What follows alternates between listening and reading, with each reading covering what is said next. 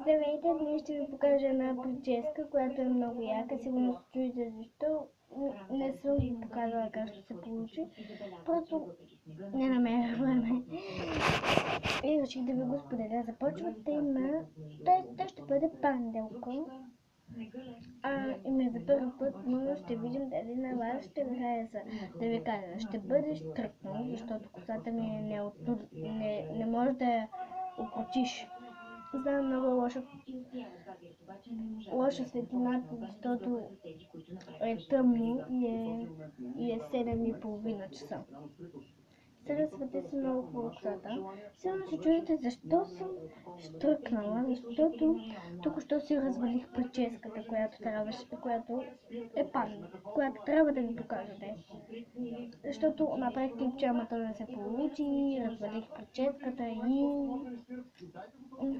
Ето срещате много хубаво косата си с четката ви.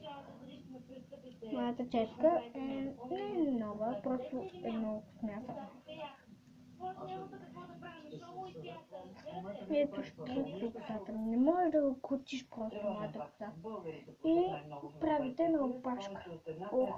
Ама няма да я завръзвате тази опашка. Просто ще си придържа, за да може да виждате. Може да се също и фибички и един ластик. Тоест, не виждате. Как да го закача? Да го видите, ето го ластика, ето ги фибичките. Моите фибички са доста дебели и както показах в другото ми видео, как изглежда моята стая, например, ма да го гледате, него трябва да е някъде тук. Сега ще спра на пауза, докато си вържа тази проста опашка, но няма да я вързвате, а просто... Чакайте малко. Стоп.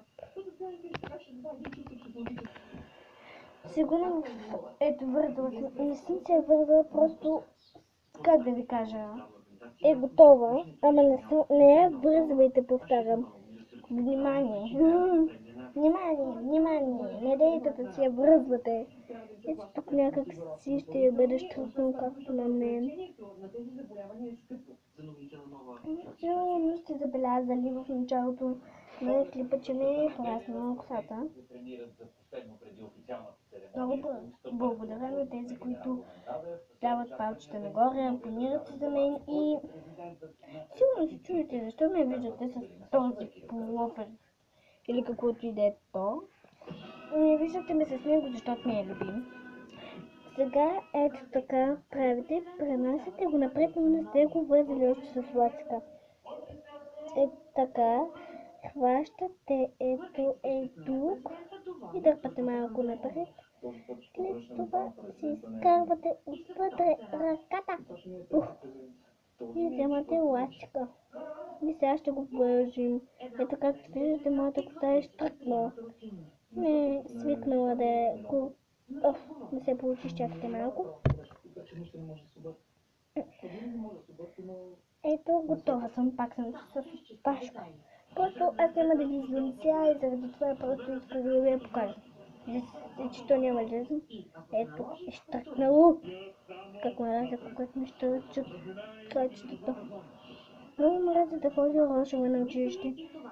По принцип на косата ми е такава, ама много мразя. Ето виждате, тук штръкна. Не знам защо. Така съм се родила. Първо аз ще направя ето тъй. Ама няма да си изкарвам косата, просто ще бъдете. Ако дръпвате, за да стане по-голямо обемът. Ето тъй.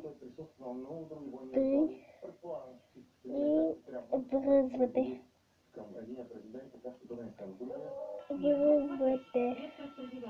Поне 2 пъти да се каже. Няма много време, защото аз понеже за първи път го правя. И тук трябва да е останало крайче от вашата коса. И ако е много малко, както на мен, го дърпам. Ето така трябва да е штръкнало ми. И го разделяте на 2 части. Сигурно ще се чуете как ще се получи хубава панелка. Ето така. Виждате? Получава се. Вземате това крайченце и правите ето е така. Пътите го и го слагате отзади и го защипвате с финичка. Защипвате с финичка. Ето тук е малко по-малко, ама нищо и то ще стане повече. И го защипвате, гледате крайчето тук и се получава вашата красива панелка. Но на мен не е толкова красива, защото е штръкнала. Ето го вземам. Вземам.